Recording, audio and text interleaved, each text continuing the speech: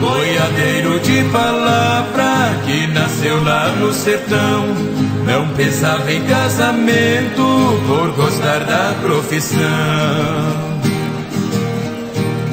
Mas ele caiu no laço de uma rosa em botão, morena cor de canela, cabelos cor de carvão. Desses cabelos compridos quase esbarrava no chão. E para encurtar a história, era filha do patrão.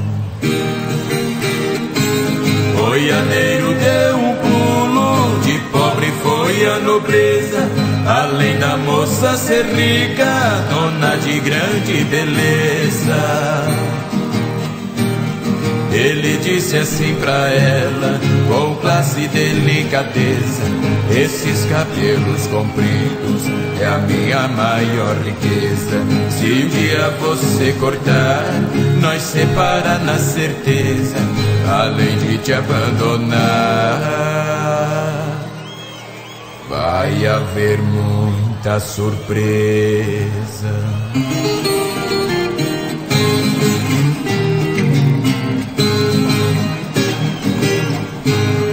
Um mês depois de casado, o cabelo ela cortou.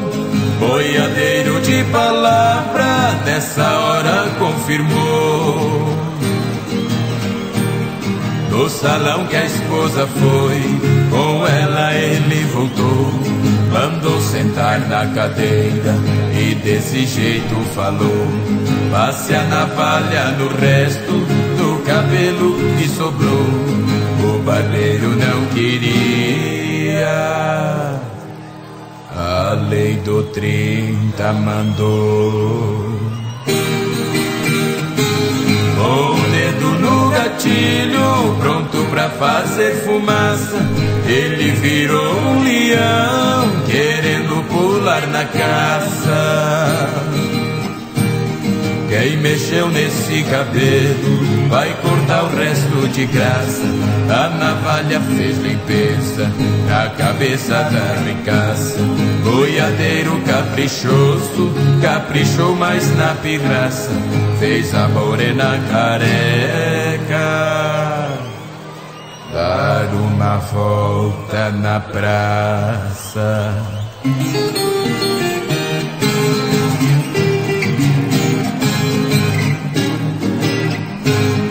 E lá na casa do sogro ele falou sem receio: vim devolver sua filha, pois não achei outro meio.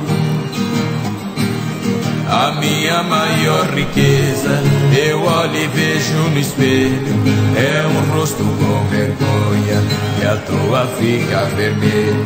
Sou igual a um puro sangue que não deita com arreio, prefiro morrer de pé